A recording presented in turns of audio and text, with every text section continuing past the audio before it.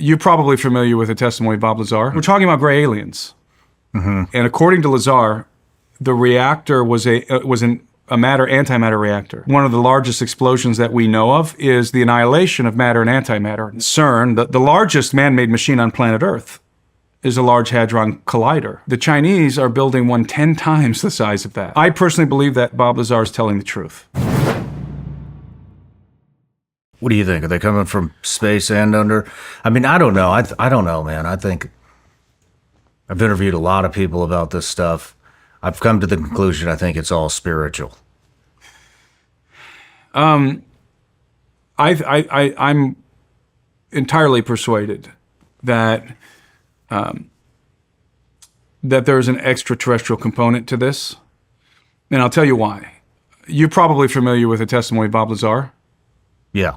You know, Bob Lazar allegedly worked at the Nevada facility, the S4 facility by Groom Lake, and was involved in the reverse engineering program. He worked on a particular saucer that he denominates the sports model because it was sleek and it was functional. And his job in the program specifically was to work on the reactor.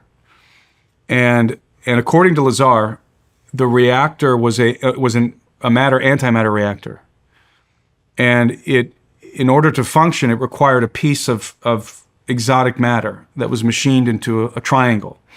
And that exotic matter is called, was called by Lazar element 115. And Lazar talked about this back in the early 90s. And element 115, I mean, nobody knew what the heck he was talking about, but today we actually have identified it's called moscavium. And we can synthesize it. The Russians have been able to synthesize it, but we don't have a stable isotope. The only isotopes that we know of on Earth are not stable. But this craft, according to Lazar, the reactor of this saucer that he was working on, it used a stable form of element 115. And this exotic matter was essential to the operation of the craft, to the reactor.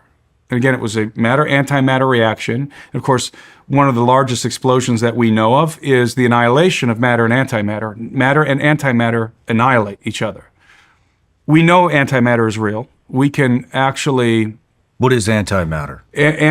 I'm not a physicist, but antimatter is like the opposite of matter. And matter it's nothing. It's not nothing.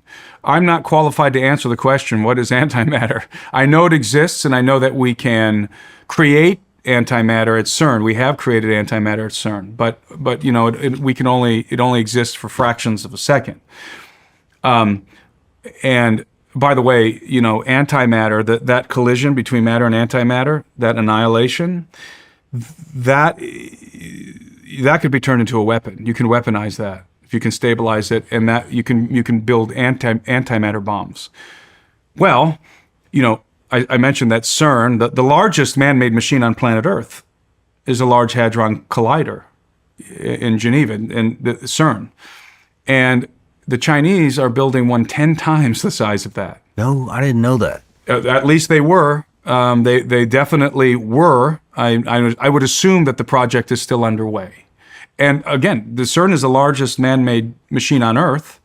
Chinese are building one 10 times larger. The objective of CERN, ostensibly, is they want to find out what happened at the Big Bang. Right? I went to CERN and talked to the physicists there, the particle physicists, and they want to know what happened at the Big Bang. They want to know how the universe came to be and all of that. The idea is to look back in time. But I don't think that's why the Chinese are building a particle. Probably not. An atom smasher that's 10 times the size of CERN. I think what they're after is antimatter weapons, an antimatter bomb. I mean, you have antimatter bombs are many times more powerful than you know, thermonuclear bomb warhead, and they don't have that. The problem with nuclear weapons is the fallout. You radiate everything, right? So if you drop a bomb on a city, nuclear bomb, well, you have rendered that city, that area, unusable. You've radiated it. The soil is going to be ruined. Look at Fukushima, right? You created you turn it into Fukushima. So if you're like the Chinese and you're interested in occupying, let's say, the breadbasket of America because you need more food, you don't want to nuke it. Because you destroy the soil, you radiate it, and you render it useless.